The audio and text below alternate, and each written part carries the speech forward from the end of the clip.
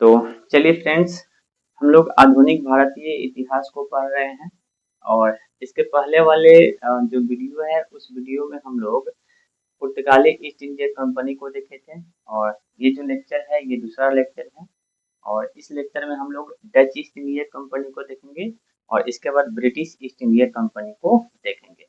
इसके पहले वाला लेक्चर अगर आप नहीं देखे होंगे तो उस लेक्चर को आप देखिए और उससे संबंधित ऑब्जेक्टिव क्वेश्चन पर प्रैक्टिस करिए। कुछ क्वेश्चन आपसे नहीं बनेगा तो उसको आप याद भी कर सकते हैं या आप मुझे कमेंट बॉक्स में बता भी सकते हैं कि ऐसे ऐसे पॉइंट हमें दिक्कत हो रही है, फिर उसके लिए हम आपको वीडियो प्रोवाइड करा देंगे। देखिए friends, Dutch east India company का भारत में आगमन क्यों हुआ?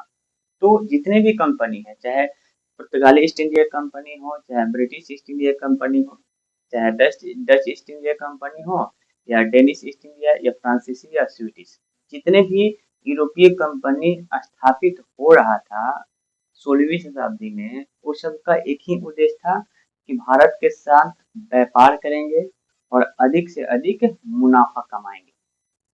वैसे फ्रेंड्स, आप इस बात को भली भांति समझते हैं कि जो व्यापार होते हैं, व्यापार का एक ही उद्देश्य होता है अधिक से अधिक कैसे मुनाफा कमाया जा सके। तो ये कंपनी का यही उद्देश्य था कि भारत में आकर व्यापार करेंगे और अधिक से अधिक मुनाफा कमाएंगे। इसके पहले Dutch east India company Bharat में आ गया था और भारत के साथ व्यापार करने में बहुत हद तक सफल भी हो गया था। और जो डच ईस्ट इंडिया कंपनी है, ये डच ईस्ट इंडिया कंपनी की जो स्थापना की गई थी होलैंड या नीदरलैंड के निवासियों के द्वारा, यानी होलैंड या उसी को हम लोग बोलते हैं नीदरलैंड।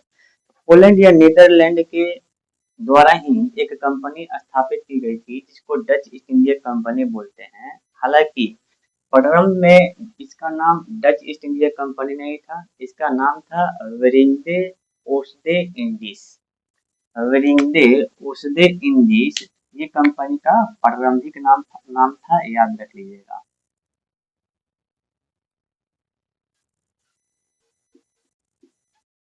वेरिंग्डे ओस्टे इंडीज इसका प्रारंभिक नाम था। बाद के समय में ये कंपनी का नाम डच ईस्ट इंडिया कंपनी रखा गया था। अब फ्रेंड्स, यहाँ पे एक बात को आपको समझना है कि ये कंपनी मूल तौर पर जो भारत में पुर्तगाली ईस्ट इंडिया कंपनी व्यापार करने में सफल हो गया और इसी का मतलब पुर्तगाल के बगल में ही आपको डच ईस्ट इंडिया कंपनी अर्थात होलैंड आपको देखने को मिलेगा।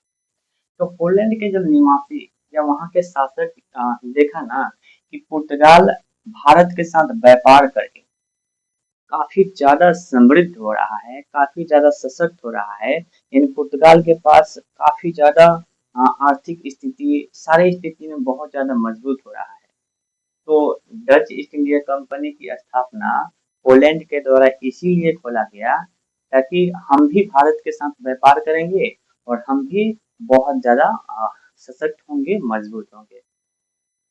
और ये बात की जानकारी सबसे पहले पोलैंड के एक राजा थे, वो राजा ने सबसे पहले एक व्यक्ति को भारत के पास भेजा, भारत में भेजा और यह पता लगवाने के लिए भेजा ना कि क्या ये सच में सही है क्या कि पुर्तगाली मुनाफा कमा रहा है। दूसरी बात क्या कि भारत सच में इतना समृद्ध है क्या? अगर हम भारत के साथ व्यापार करेंगे तो क्या हमें भी काफी ज्यादा मुनाफा होगा का? यही सब बात पता कराने हेतु ही पोलैंड के राजा ने एक यात्री या एक व्यक्ति को भारत भेजा था और उस व्यक्ति का नाम था Cornelius Houtman. Cornelius Houtman Houtman और कार्नेलियस हाउटमैन भारत में 1596 ईस्वी में आया था। उद्देश्य क्या था? वही पता लगाना था।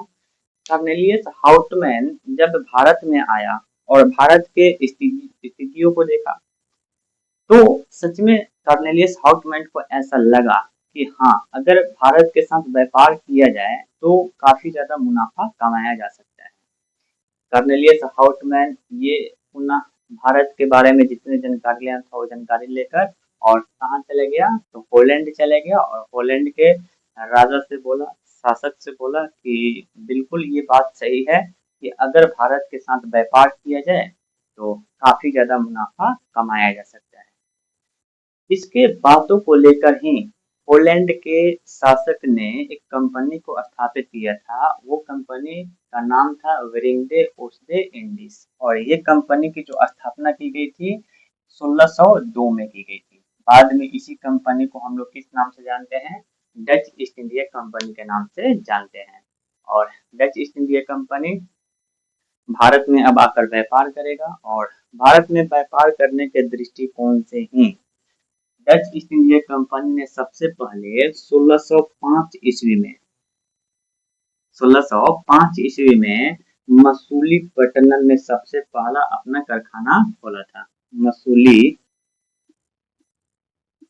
मसूलीपट्टनम, और ये है कहाँ फ्रेंड्स, तो ये आपका है आंध्र प्रदेश। तो क्वेश्चन पूछा जाता है कि डच ईस्ट इंडिया कंपनी की जो सबसे पहली कारखाना खोला गया था वो कहाँ और कब खोला गया था, 1605 में मसूलीपट्टनम में खोला गया था। और ये अपना मुख्यालय नगर जो बनाया था वो नागपट्टनम को इसने क्या किया था, अपना मुख्यालय नगर बनाया था और अंततः भारत में व्यापार करना शुरू कर दिया। जो डच ईस्ट इंडिया कंपनी था प्रारंभ में भारत के साथ जो व्यापार किया करता था वो मसाला का किया करता था, परंतु बाद के समय में डच ईस्ट इंडिया कंपनी के द्वारा देखा गया कि भारत में तो पुर्तगाल भी क्या कर रहा है, मसाला के साथ व्यापार कर रहा है, अर्थात भारत में जो मसाला पर एक अधिकार प्राप्त किया हुआ है वो आपका पुर्तगाली ईस्ट इंडिया कंपनी प्राप्त किया हुआ है।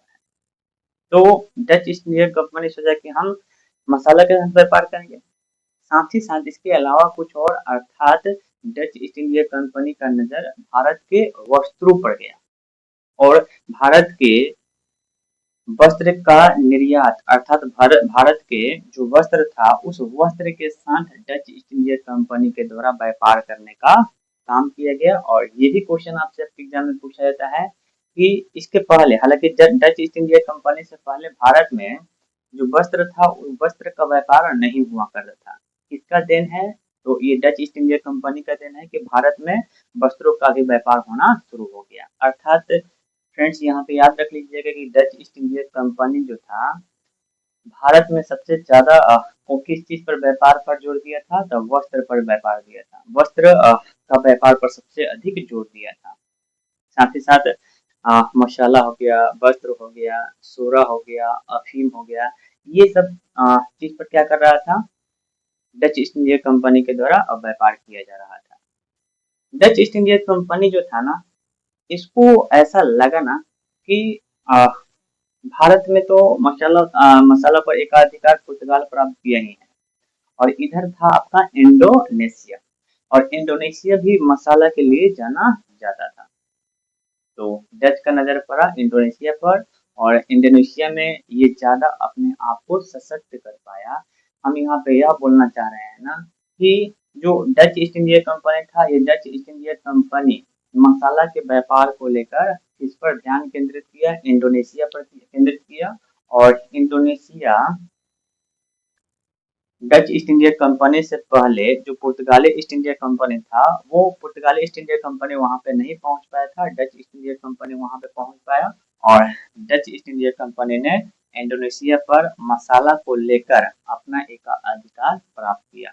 और हुआ क्या ना कि देखिए अंतिम तौर पर डच ईस्ट इंडिया कंपनी का पतन बेदरा के युद्ध से माना जाता है, लेकिन डच ईस्ट इंडिया कंपनी के पतन का और भी बहुत सारा कारण आपका हो सकता है। जैसे भारत में डच ईस्ट इंडिया कंपनी अपने आप को कम सशक्त कर पाया, अर्थात कम ध्यान यहाँ दे रहा था, ध्यान इंडोनेशिया पर दे रहा था, पहला कारण। दूसरा कारण कि इसी के समय ब्रिटिश ईस्ट इंडिया कंपनी भी भारत आ चुका था और ब्रिटिश ईस्ट इंडिया कंपनी अपने आप को ज्यादा मजबूत प्रदान किया, अपने आप को ज्यादा सशक्त बनाया, और अंततः यह भी प्रभाव और यह भी कारण है कि डच ईस्ट इंडिया कंपनी का पतन हुआ। ओके फ्रेंड्स, ये चीज को हम आपके आगे बताएंगे, ये बात को आपको याद रखना है। और यहाँ पे ही हम बता देते हैं कि अंततः, हालांकि इस बात को फ्रेंड्स याद रख लीजिएगा ना, कि जो डच ईस्ट इंडिया कंपनी है ना, वो डच ईस्ट इंडिया कंपनी ये भारत के पूर्वी तट पर ही सिमट कर रह गया, और संपूर्ण भारत पर इसका विस्तार देखने को नहीं मिला, अर्थात यह पूर्वी तट पर ही सिमट कर रह गया। और बाद के समय में ब्रिटिश ईस्ट इंडिया कंपनी और डच ईस्ट इंडिया कंपनी के बीच एक युद्ध हुआ था 20 मई 1759। और 20 मई 1759 में एक युद्ध हुआ था, बेदरा का युद्ध। बेदरा का युद्ध, और ये बेदरा एक जगह है, और ये जगह कहाँ है फ्रेंड्स? तो ये आपका बंगाल में है। बंगाल के इस जगह पर ब्रिटिश ईस्ट इंडिया कंपनी और डच ईस्ट इंडिया कंपनी के बीच युद्ध हुआ। इसीलिए इस युद्ध को हम लोग बेदरा का युद्ध कहते हैं। और बेदरा के युद्ध में मूल तौर पर डच ईस्ट इंडिया कंपनी का हार हो गया और ब्रिटिश ईस्ट इंडिया कंपनी का जीत हो गया। और ऐसा कहा जाता है कि इसी युद्ध से भारत में डच ईस्ट इंडिया कंपनी का पतन भी हो गया, अर्थात भारत से हमेशा हमेशा के लिए डच ईस्ट इंडिया कंपनी का पतन कौन से युद्ध से माना जाता है? तो बेदरा का युद्ध से माना जाता है। ओके फ्रेंड्स, आगे चल के ब्रिटिश ईस्ट इंडिया कंपनी संपूर्ण भारत अर्थात पूरे भारत पर अपना आधिपत्य जमाएगा। हम आपको बताएंगे भी।